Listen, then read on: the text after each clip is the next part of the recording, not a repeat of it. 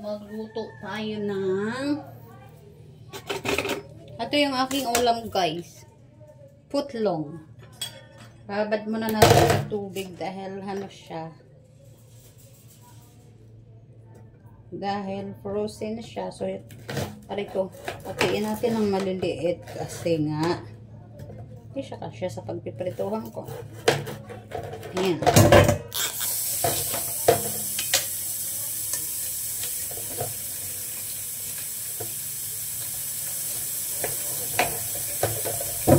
There you go. Tapos, itong ating rice ay lilipat natin dito sa blue. Ayaw, huwag ito madumi.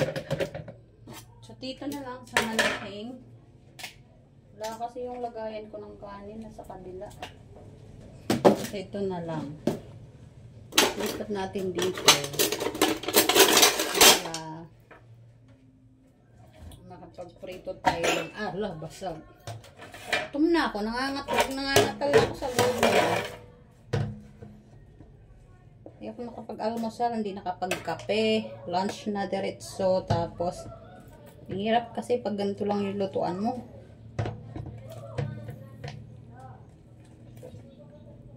So yan, palalamigin na natin.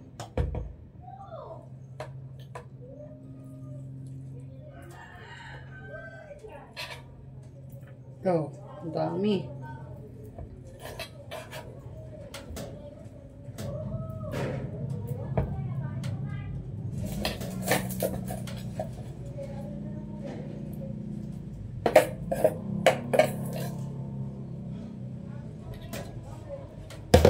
Dali natin muna.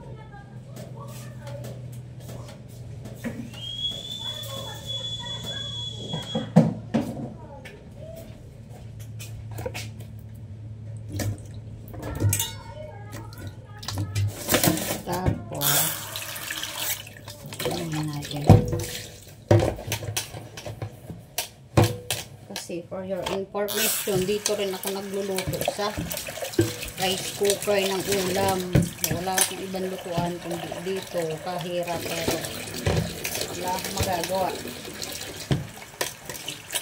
Wala akong nakabili ng gas range. Gas range! Hindi ako nakakunta. Kaso gutom na talaga ako. Nanginginig na yung buong katawan ko. Parang hindi na ako makakilos ng maayos. Ito na siya. Malambot na yung aking frozen kasi yung ano, lahat na.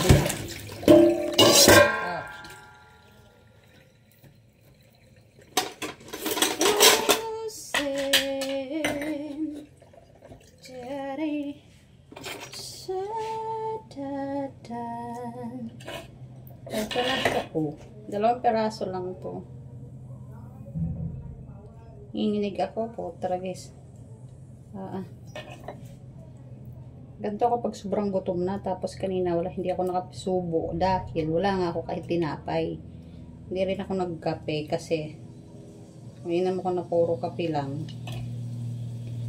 Lalong sasama yung aking tiyan at kainin ako ng acid. So, frozen pa rin yung loob. Pero pwede na to. Dadaan naman natin sa apoy. Hindi ko na kaya ang gutom. Yung ganyanin ko lang.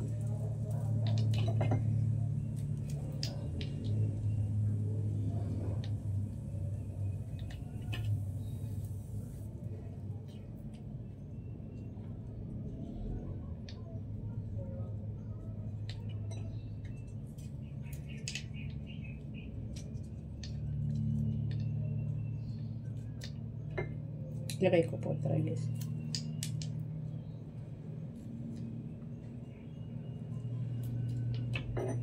See?